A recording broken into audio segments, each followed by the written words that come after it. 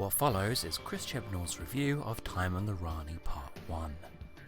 Revelation of the Bakers would be a more apt title to the first episode. A coherent script at last. Nice clear dialogue, well constructed with lots of questions to be answered, and my god, genuine wit. Overall, on the strength of episode 1, well done, Pip and Jane. Is this heresy coming from Liverpool? I certainly can't accuse this as being routine Doctor Who. Chris Chibnall, Formby. Somehow, that explains so much. Happy New Year, welcome back to Who Tracks. Sam... What episode of Doctor Who is this? This is Time in the Rani, one of the greatest episodes ever made.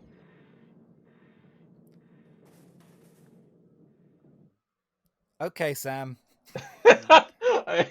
Nah, I'm not giving you the reaction you want, because you picked this. I did. You've subjected us to this. I did. For a reaction, and you're not getting it, Sam. Yeah, I think a reaction is what I wanted, and I'm quite mad at you. I'm not getting it. Sorry, just 1 second. Thank you. Sorry. I'm good. I'm with you. Okay, we can move on now. Of course, Doctor Who. We can move on Doctor now. Doctor Who. That's what we want to see. Some real dignity, BBC. Thank you. Really, really Starting good. off strong, a brand new era. Can you please ask me why I picked Time in the Rani? Why did you pick Time in the Rani? I'm glad you asked.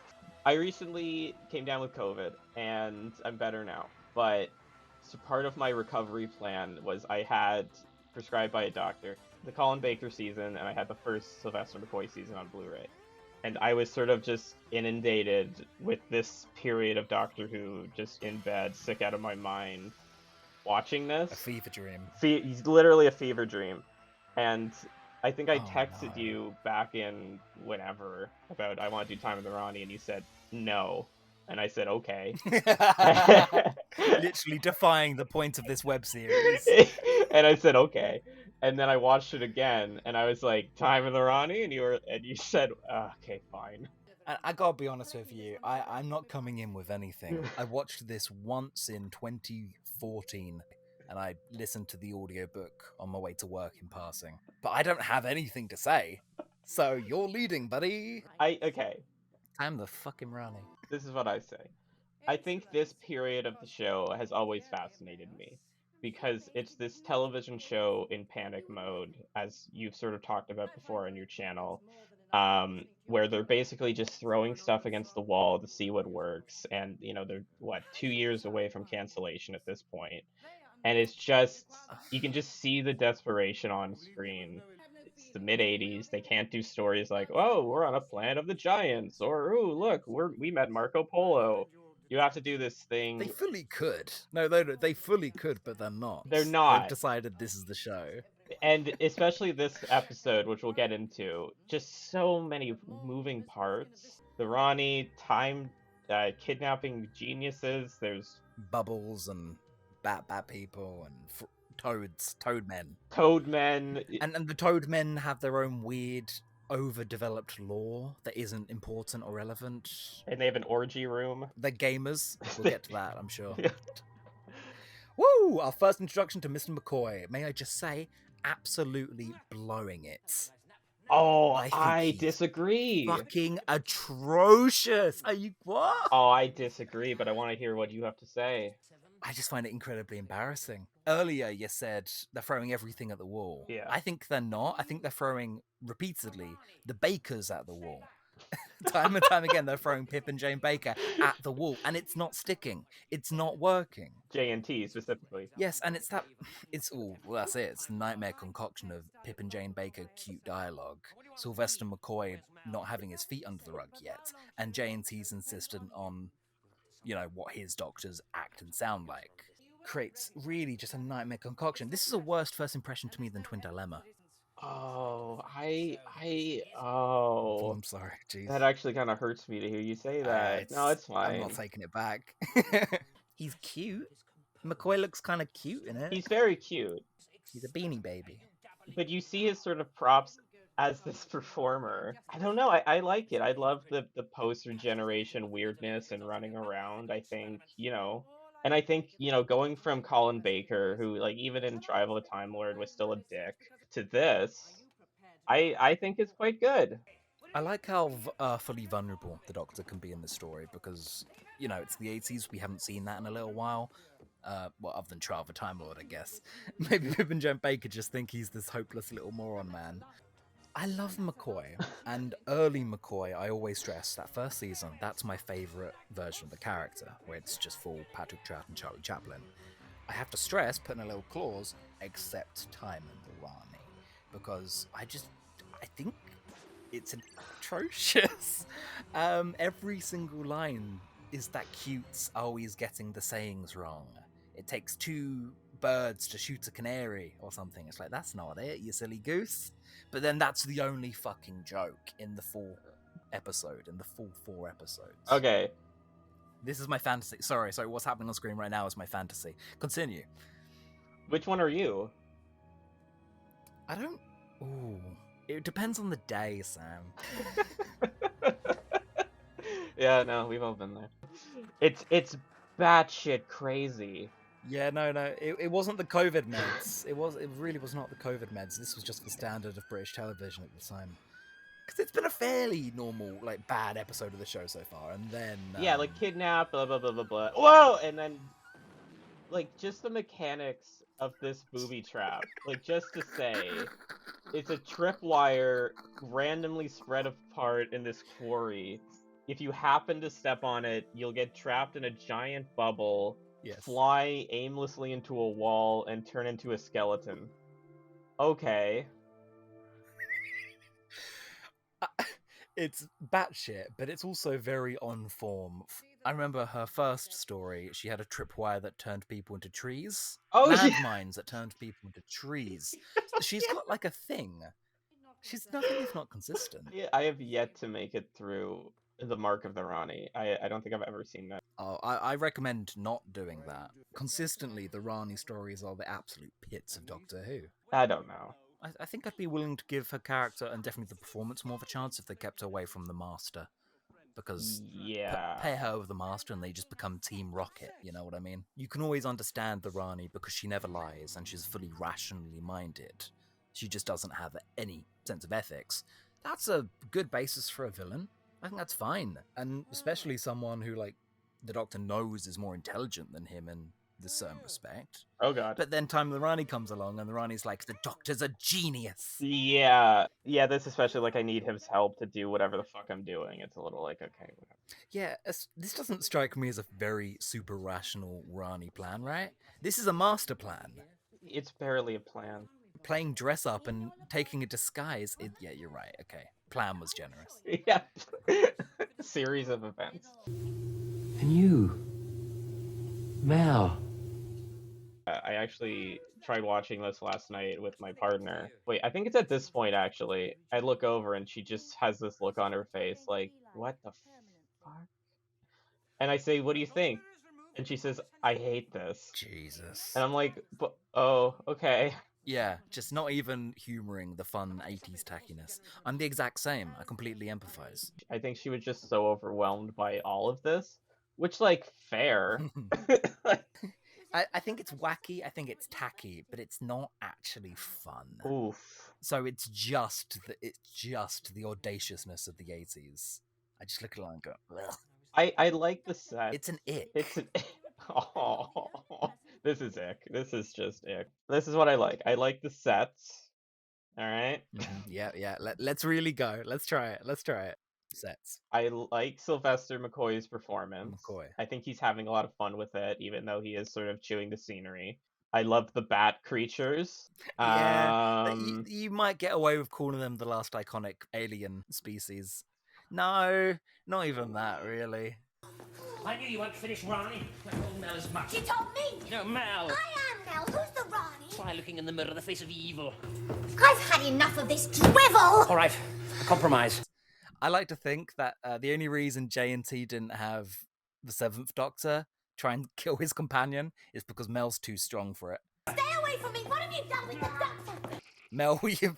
Mel's coming for him. Okay, yeah, Mel is just sort of the most bland companion possible. Like, just no character traits.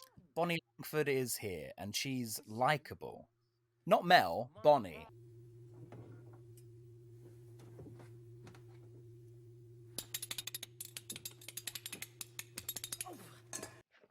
was good. The spoons. Add that to the list. Okay, that was the moment my girlfriend just went, yeah, no. The spoons broke her. It's not just a crime of a Duff episode came out. That happens all the time. It's that a Duff episode came out when it was most important, crucial. The Doctor Who stop fucking around, prove that it does belong on modern TV, and it just didn't. It fumbled the bag. It showed completely why Doctor Who did deserve to be taken off the air. Yeah. It came under criticism, and then it just doubled down. Yeah, don't lie to me. Yes, and that's why I love it. Like, why are you still doing the same shit? Like, it's just the same. And that I just find fascinating, if not mildly entertaining. Well, I'm very glad you recovered from COVID. That's my review of Time on the Rani. Well, I watched the Behind the Sofa, because as I mentioned, I have the Blu-ray set. Not a flex. It's like Colin Baker, it's Peter Davison, and Sylvester McCoy. And so, Sylvester McCoy and, Bonnie Langford are giving their little, like, memories of on set, and then it cuts to Peter Davison just going, "Look at this shit." And that's pretty much, I just saved you 30 minutes of your life. Yeah, I thought maybe he'll reconsider after being shown some of this. I find them immensely entertaining, but it is so strange because it's just like watching TV with your grandma. Because it's just like, well, what's going on here? What's this? What? Old man Peter Purvis is just like, it is shit, isn't it? All of this thing and what I've devoted for the last 30 years of my life. Just to check, it is shit. And Sophie Aldred's like, well, yeah. And it just, yeah, that's what I paid for my Blu-ray for. On the first season of the Colin Baker ones, they have poor Wendy Pavlik, watching Vengeance on Varos. And she's like, what is this? This is so awful. She's just like close in tears. It's like this awful, awful story. She was on Twitter the other day, Wendy Padbury, and she described herself as the bubble wrap bitch. And I was like, oh, okay, Miss Padbury. That's amazing. She's still got it. That's awesome. And here we are, like 30 years after she left the program, and it's still literally bubble wrap garbage. It's that criticism of, I'm embarrassed by this, which is the worst thing I think Doctor Who can do. When it's a cult program and like it looks bad on the fans, that's kicking a guy whilst they're down, We're already Doctor Who fans. How much worse can it get? It's when you compare Doctor Who. Okay, well, you get a smile from me for this. Come on, I'm not completely Okay, soulless. thank God. I was gonna say, if you don't like this scene, but human nature. Foreshadowing. I find it so sad doing this nostalgia baiting in the 80s. Just, I don't know why. It just, because you're like so recent and you're like, to the 70s and you're just trying to like, remember the thing you like? But she's rolling her eyes like we're rolling our eyes. So maybe that's something. Like, nobody rolled their eyes at the Master wearing all the costumes in the Centennial. No one rolled their eyes at Tegan saying the thing. In this, at least there's a character going, all right. Yeah, fair enough. Yeah. Okay. How strong was that medication when you were, taken out of it? Was there any medication, or did you just like tank it? So I took one of these painkillers, Emerge, and like that night, I thought I saw the face of God. It was not good. It's a mix. I'm laughing at you and I'm laughing at what's on screen. Yeah, I'm overwhelmed. I saw the face of God, except it looked like Bonnie Langford projected onto Kate O'Mara. Boy. Anyway, off she goes. Who's in there? I don't care. Oh no. Oh, it's Mel. Okay. What's your reaction as an actor when you're told that's what's happening, right? I think you just go, yeah, all right. This is a review from Mark Campbell, Doctor Who critic. It may be childish at times, but there's a real sense of energy in the storytelling, and it's got some fabulous special effects. 8 out of 10. Oh. So you've got one person with you. That review in that little book there is what made me really excited to watch this one as a kid. Look, I Yeah. feel like I'm under attack here. I just wanna I just wanna say You brought Time and the Rani! Samuel!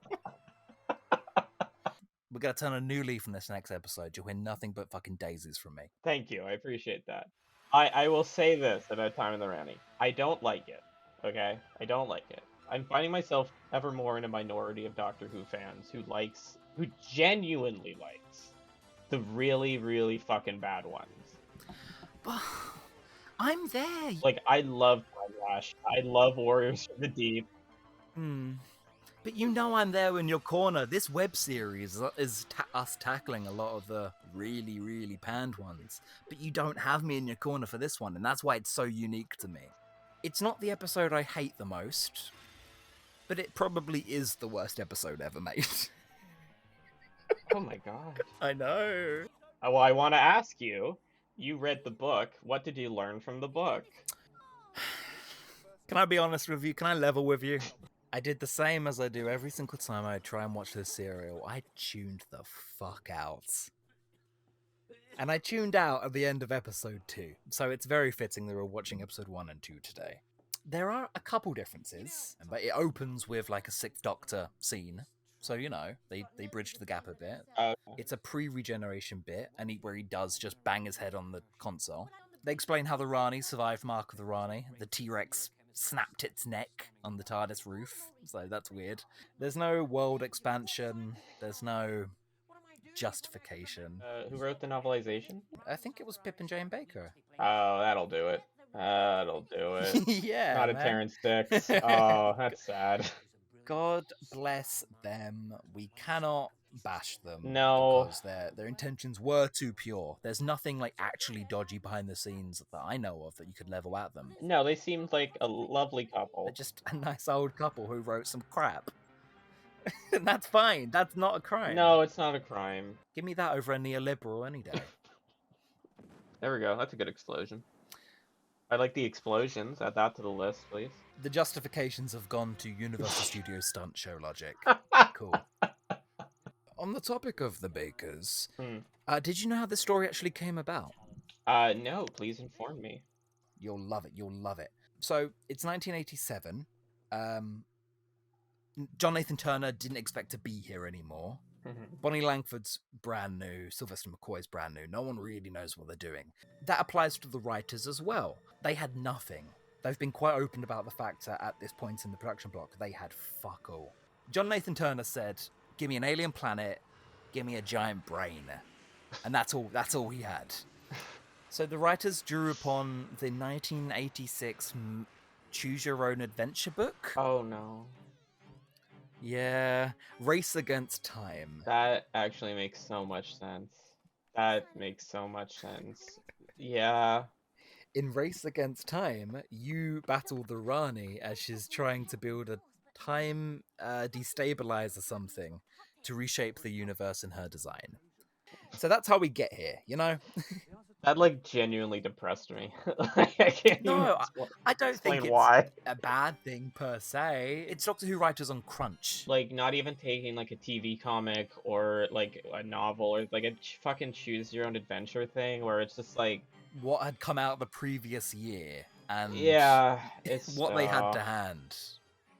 It's just what they had around the place. Oh, here we go. Here we go. That's good. Come on, that's good. It's a bit Power Rangers in this quarry, actually. I expect Bonnie Langford to double in size. Just, you know, noon lighting in a quarry is just reeks of cheapness. Which I love. It's mask-off cheapness. I'm not going to say I do respect that, because I don't. I don't. But they've given up the ghost a bit at this stage of the day.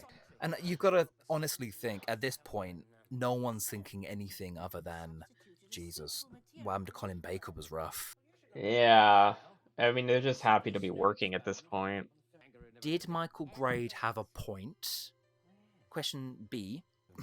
Did Michael Grade want to cancel Doctor Who because he's a Tory prick? That's case B. I think there's a romantic idea, and I think this is sort of talked about in a lot of the documentaries. You know, they wanted to cancel Doctor Who, blah, blah, blah, blah, blah, blah, blah. And how sad that is, and Doctor in Distress and everything. But then you watch it, and you're like, oh yeah, I get it. I get it. Like, it's not good. They didn't turn their TV on and catch enlightenment, did they? They didn't.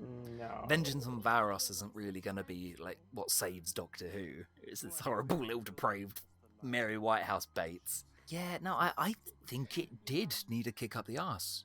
But what's sad is that then they did get rid of JNT and they brought in someone better who did have actual intent and plans. So that's sad. Yeah, and I think that is the real tragedy of this era specifically, obviously. When you watch sort of the final episodes and you're like, this is good, this feels fresh, like this is something. And then it's gone before it can really like percolate.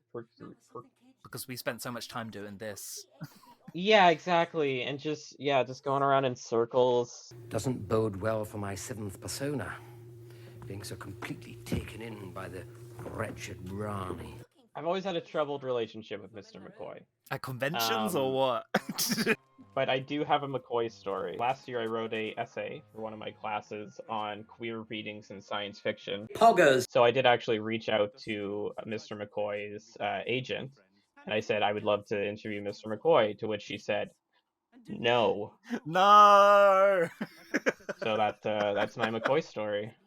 No! Oh, that's Benedict Cumberbatch's mother. Cumberbatch? Her. Okay. There's trivia. I'm usually the one doing trivia. Hey, back off. And he was on the set as a teenager, apparently. That's hilarious. Do you think this really inspired him to get into TV production? He was like, yeah, TV drama's where I belong. Oh yeah, Hobbit, yeah. Yeah, there we go. Reunited. Oh my god, that's right. I think I've had to really come around on this season as an adult, and that's only been like in the last few years. I've actually given Paradise Towers a chance and stuff. Because when you watch all of these for the first time, I think you have to be a very, very specific kind of person to be like, yeah, I vibe with this. This is good TV. Or even good Doctor Who. But some of them do wear you down. I think the best case scenario of Time and the Rani is what Delta and the Bannermen ends up doing. Where it's so fucking strange and so not a informed decision anybody would ever make that you have to admire it because no other TV would ever make these decisions. Yes. This is the bad version of that. Yes, I do 100% agree because this could be bad original Star Trek, you know? And yeah, just when it is in comparison to all the rest of British television at the time, it is so strange, but not in a good way, and it has to sort of push that envelope. Is this weird? I was listening to the audio drama, and the only thing I really liked was Bonnie Langford's performance of McCoy and the Rani. But definitely, her little goblin voice when she plays the Tetraps is so funny and good. Like, I'm wondering, are we as a nation wasting the goblin talents of Bonnie Langford? It's just like, yes, miss. And I started getting really into like the character of the main Tetrap. Like, what's his goals? What's his ambitions? And he actually does have some. He's just a boring lackey, but when he's all like, he's scheming his way around the whole episode. And I'm not going to say he's one of my favourite fictional characters of all time, but he's really getting up there. Have they revisited this planet in Big Finish? That's a great question. I'm not going to look it up. Oh, come on, we have to do the food. I think Big Finish have revisited every classic serial in some form or another. I want to say no, though. I feel like I would have known, as being the Time and the Rani scholar that I am. I think the Tetraps have come back. Okay, alright. Even that's like a year 18 decision, you know what I mean? Literal bottom of the barrel shit. I was looking up the audiobook for this, and it's only 3 hours, so I'm like, I could do that. Oh, for this? Oh. Yeah. Sam, those 3 hours took me a couple weeks. I can't lie. No, and that's the problem. Like, you think you go to a Target novelization sometimes if you want to revitalize a story you don't like. You can give it more creative license, you can let it exist in your head a bit, and so you spend time with it, all these things. Reading the Time of the Rani novelization just made it go on and on. It's a lot of standing in rooms. It just made more of Time in the Rani, and it's already 4 episodes too long. When I was watching it last night with my partner, I said, we'll see how far we get into it. And she said, oh, it's only 20 minutes. And I said, no, there's 4 episodes. She's like, what? I'm sorry? And you do this to yourself willingly? Yeah, that was the look. Am I right in thinking that later on in the story, the Doctor kills one of the Tetraps? Yeah, he does. I I feel I really started out strong with this. Like, come on, this is gonna be fun. And now I'm like, okay, yeah, look at that. That's It was when I told you about the Choose Your Own Adventure book, wasn't it? That's when the morale really took a hit there. yeah, just because that's so desperate. Like, it's so sad to me. I find it weird because they're taking fan submissions around this time. So why not just do another full circle and just give some 15-year-old kid another shot? If you literally have nothing and you're scraping out of like some book that just came out, just give it a go. Just give someone else a go. Because little Chibnall probably had an idea. Sorry, easy joke. No. Easy. Well, honestly, if you want to go there, I think the only bad Doctor Who producers / showrunners are the ones who clearly don't want the job, and there's only 2 people that fit that role. There's something there. There's something interesting there. You become the very thing you swore to destroy! But I showed my partner this, and fucking hated it. And I said, okay, you know what? Let me show you a good one. And she was like, okay. And I showed her Partners in Crime. You know, she was like, this is amazing. This is great. She's like tearing up at the end with the TARDIS flying by Wilf and everything.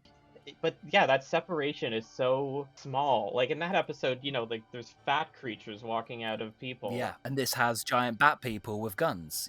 Say it on paper. Yeah. Yeah. Like there's just that wonderful heart to it and like actual character work. It's a drama. That's so beautiful. It's a drama. Yeah, and unlike whatever the fuck this is. I've just had that thought. It's the 1980s. I'm looking at its contemporaries in like British TV and sci-fi. There's no reason at all that 1980s Doctor Who couldn't have been a TV drama. There's no reason. There's no precedent. It's just they think they have to keep doing the same old shit. If you need a reinvention, if you need a big self-reinvention, you do that when your show's been taken off the air, right? But does it get there at the end though? Oh, by his final season, does it get there? I'm gonna say no. But I think it's starting to get there. People say this, and people are like, "Oh, Survival is the templates." I think in terms of the political landscape, maybe, but character-wise, it's still not drama. I think it gives characters more dimension than we're used to in the classic run, but I still wouldn't we would have had to see more from that relationship because we only did see the very beginning. There's nothing preventing you from having characters. I haven't opened my heart up to be proven wrong on this. I wasn't looking to rehabilitate this story. You know who misses out for that? Who? Me. Yeah, it's true. It's just me. It's just you. I have a story that I can't laugh at. I can't like it. So I just have to dismiss it. That sucks.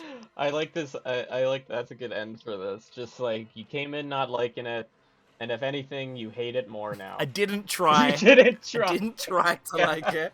Nope.